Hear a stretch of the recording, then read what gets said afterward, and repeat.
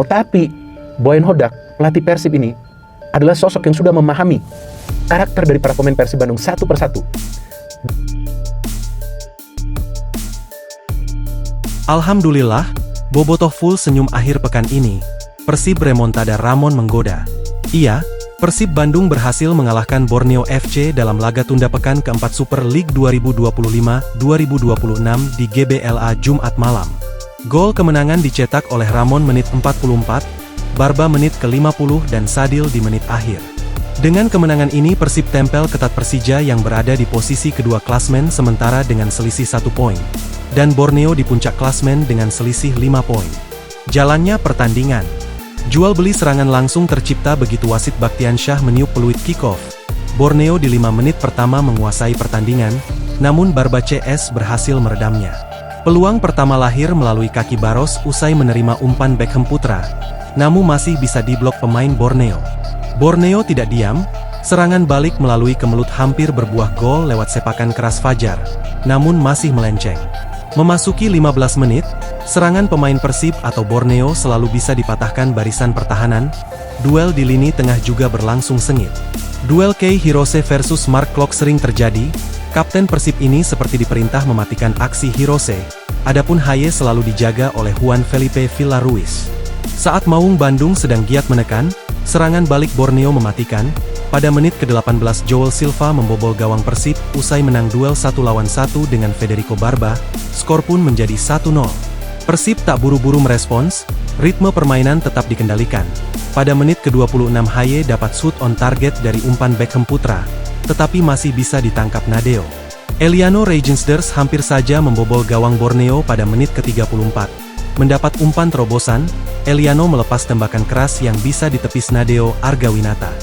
Gol yang dinanti-nanti Persib akhirnya tercipta pada menit ke-40, umpan silang ciamik Beckham dari sisi kanan ditanduk dengan presisi oleh Ramon Tank, yang membuat Nadeo tak berkutik. Namun, 15 menit sebelum waktu normal habis, Borneo berbalik menekan. Sisi kanan atau kiri pertahanan Persib, menjadi lokasi eksploitasi. Hanya saja tak ada gol yang berhasil diciptakan. Selepas turun minum, tepatnya menit ke-50, Federico Barba membuat Persib berbalik unggul. Berawal dari sepak pojok yang jadi kemelut, Barba membuat Nadeo mati langkah skor pun berbalik menjadi 2-1 untuk Persib. Unggul 2-1, gelombang serangan tak berhenti, intensitas permainan malah dinaikkan. Situasi ini membuat atmosfer di stadion semakin menyala, Borneo ditekan habis-habisan.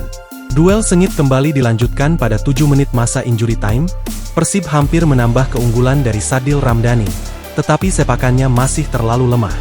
Semenit kemudian, Sadil membayar tuntas kegagalannya itu dengan gol indah. Usai lepas dari jebakan offside, ia muncul dari belakang menyambut umpan Barros, Persib pun unggul 3-1. Dengan hasil ini Persib menempel ketat Persija di posisi kedua dengan koleksi 28 poin, dan memangkas jarak dengan Borneo menjadi 5 poin. Usai laga, para komentator dan pengamat se-Indonesia memuji penampilan mental juaranya Persib. Terkhusus Bung Binder, menurutnya, Persib memberikan permainan kelas Asia dengan sentuhan Eropa. Sepanjang 97 menit para pemain Persib berlari tanpa lelah, Tom Haye CS berhasil mendikte permainan, meskipun sempat kecolongan di menit 18. Bukan hanya pujian dari para pengamat, di media sosial pun ramai bobotoh menggeruduk akun Instagram Borneo dengan ucapan beragam. Tentu, hasil kemenangan ini memberikan kepercayaan diri penuh untuk para pemain jelang menghadapi Bangkok United di ACL II pada 10 Desember nanti. Berita lainnya, sebelum laga, Fabio Lefundes tak ingin Persib Bandung dekati Borneo FC di klasemen sementara Super League. Borneo FC sebelumnya tampil sempurna dalam 11 laga awal, namun langkah mulus pesut etam terhenti setelah kalah 0-1 dari Bali United. Meski begitu, kekalahan tersebut tidak menggusur posisi mereka di puncak klasemen. Dengan koleksi 33 poin dari 12 pertandingan, Borneo FC masih unggul 4 angka atas Persija Jakarta di posisi kedua, serta 8 poin atas Persib Bandung yang baru memainkan 11 laga. Menghadapi Persib dalam laga tunda pekan keempat, Lefundes menegaskan bahwa tekanan dan keraguan dari publik justru menjadi bahan bakar bagi timnya. Ketika kami bermain tandang melawan tim yang mampu memenuhi stadion, pertandingan terasa jauh lebih menyenangkan untuk dimainkan. Saya yakin para pemain juga merasakan hal yang sama, dan saya yakin mereka berpikiran sama, imbuhnya. Lefundes mengetahui seberapa besar fondasi mental dari para pemainnya untuk menghadapi tekanan dari supporter tuan rumah. Menurutnya, para pemain Borneo FC seperti Juan Felipe Villa akan tampil lebih nyaman ketika bermain di stadion yang penuh oleh penonton. Motivasi mereka bisa berlipat menunjukkan permainan terbaik, membungkam supporter lawan. Ketika lebih banyak penonton hadir, pemain-pemain besar, pemain yang terbiasa tampil di laga besar, akan merasa jauh lebih nyaman. Jadi secara otomatis mereka cenderung tampil lebih baik. Jelasnya, dengan tingginya fanatisme supporter Bandung untuk klub kebanggaannya, Lefundes menaruh respek atas dukungan tersebut. Dia berjanji Pesut Etam akan menampilkan yang terbaik dan memberikan tontonan yang menarik. Itu bagus karena menunjukkan bahwa supporter Persib ingin mendukung tim mereka, ingin memberikan dukungan, tetapi mereka juga tahu siapa yang akan mereka hadapi, ungkapnya.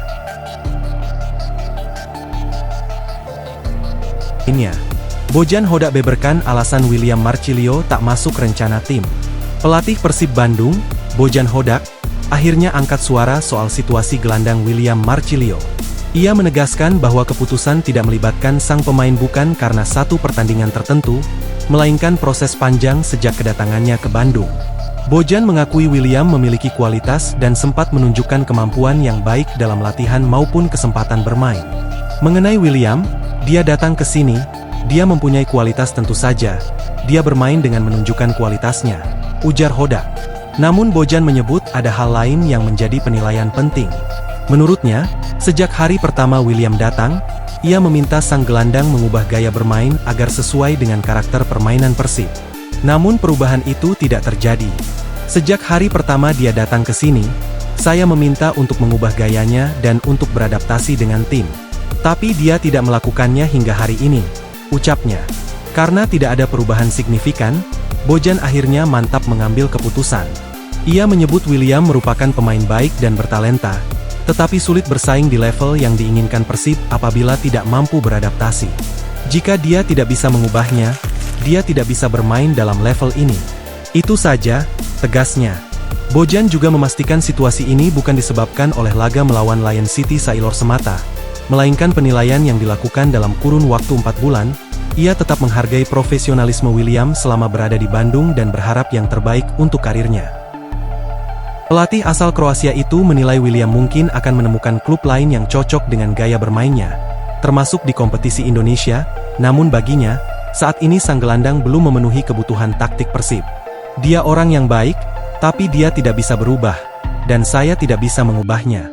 Mungkin dia bisa bermain di klub lain di Indonesia, tapi tidak dengan Persib, tutupnya. Dicoretnya William membuat spekulasi penggantinya mencuat ke publik, mulai dari Ciro Alves, Peralta, Joey Plupesi, Ivar Jenner hingga terbaru Marko Dugandzic.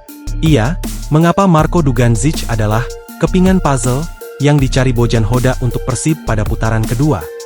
Kecocokan pertama dan paling fundamental adalah kesamaan filosofi sepak bola. Bojan Hodak dikenal sebagai pelatih pragmatis yang menyukai struktur tim yang kokoh dan efisien. Ia tidak terobsesi dengan ball possession berlebihan, melainkan efektivitas serangan balik dan direct play. Sebagai sesama Kroasia, tidak ada kendala bahasa antara Hodak dan Dugandzic.